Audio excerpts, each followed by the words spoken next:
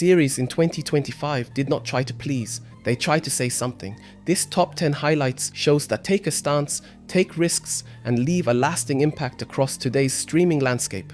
No spoilers, no hype, just the series that truly mattered this year. From number 10 to number 1, Devil May Cry is a Netflix animated series that never pretends to be subtle, and that is exactly where its energy comes from. The adaptation focuses on style, pacing, and exaggeration, translating the video game's DNA into a serialized format with remarkable consistency. Dante stands at the center not as a deeply explored character, but as an iconic projection of coolness, irony, and chaos. Thematically, the series revolves around power and transgression, never aiming for philosophical depth, but always embracing excess. The direction is loud, aggressive, and visually rhythmic, with a strong emphasis on action choreography. Dialogue mainly functions as connective tissue between set pieces, which is clearly intentional. As a result, the series works primarily as a stylistic experience. Anyone looking for emotional depth will not find it here, but as a bold genre statement, Devil May Cry delivers exactly what it promises. Vietnam, The War That Changed America is an Apple TV Plus documentary series that takes a calm, analytical approach to a subject often told through emotional or political extremes. The series is less interested in military detail than in societal upheaval and long-term consequences. The Vietnam War is presented as a turning point that reshaped trust, media, politics, and the self-image of the United States. One of its greatest strengths is its clear structure, organizing historical developments without oversimplifying them. Archival footage and first-hand accounts are not used for spectacle but as evidence. The direction avoids dramatization and lets images and voices speak for themselves. This creates an atmosphere that is restrained yet deeply affecting. The series demands attention and patience, but rewards both with depth. It is less about entertainment and more about understanding. American Primeval is a Netflix limited series that presents the American West not as a myth, but as a brutal environment defined by survival. The show strips the genre of romanticism and replaces it with a world shaped by distrust and moral collapse. At its core, it explores power, ownership, and identity in a society without stable order. Characters are not portrayed as heroes, but as people forced to act under extreme pressure. The direction emphasizes physicality, harsh imagery, and an almost documentary-like intensity. Landscapes feel threatening rather than liberating. Performances are driven more by presence and reaction than by grand dialogue. American Primeval challenges the viewer emotionally and refuses easy identification. That refusal is precisely what makes it so uncompromising. The Terminal List. Dark Wolf is an Amazon Prime video series that expands its universe not through larger action sequences, but through psychological density. At its center is a character whose moral erosion unfolds gradually and deliberately. The series is less concerned with external threats than with internal shifts such as loyalty, guilt, and ideological self-justification. Direction and writing rely on controlled pacing and a consistently dark atmosphere. Decisions carry weight, even when consequences are not immediately visible. Performances are restrained and often introverted, reinforcing a sense of paranoia. Dark Wolf feels more serious and more political than the original series and demands focused attention. It explains very little and instead observes closely, creating tension rooted in inner conflict rather than spectacle.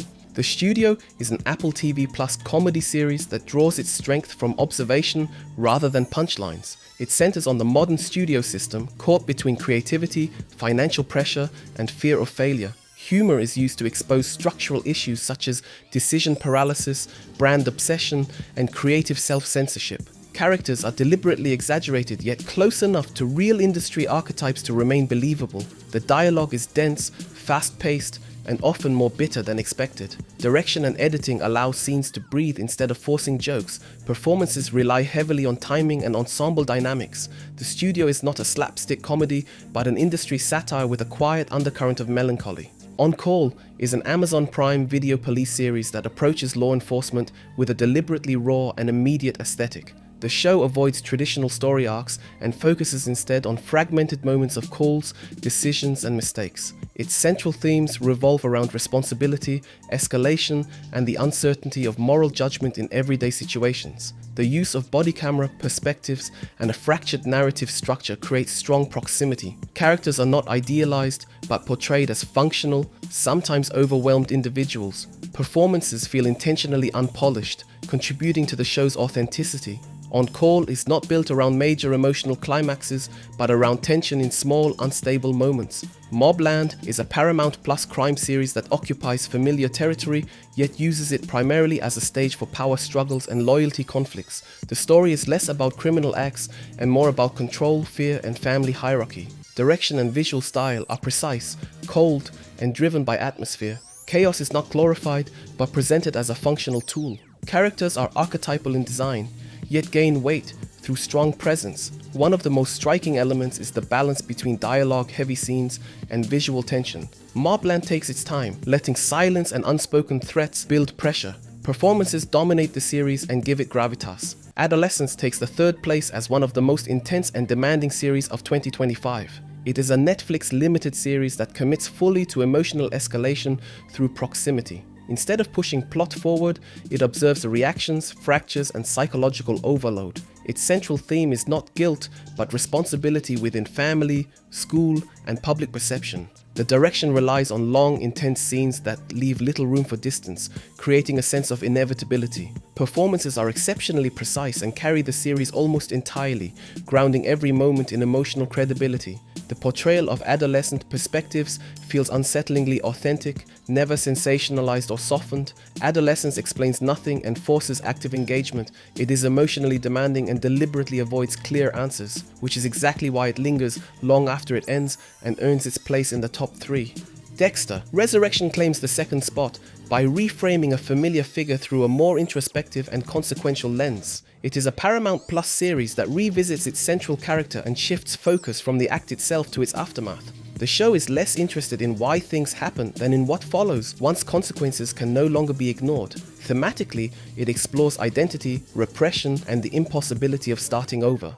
Urban environments are used to visually express inner isolation and emotional fragmentation.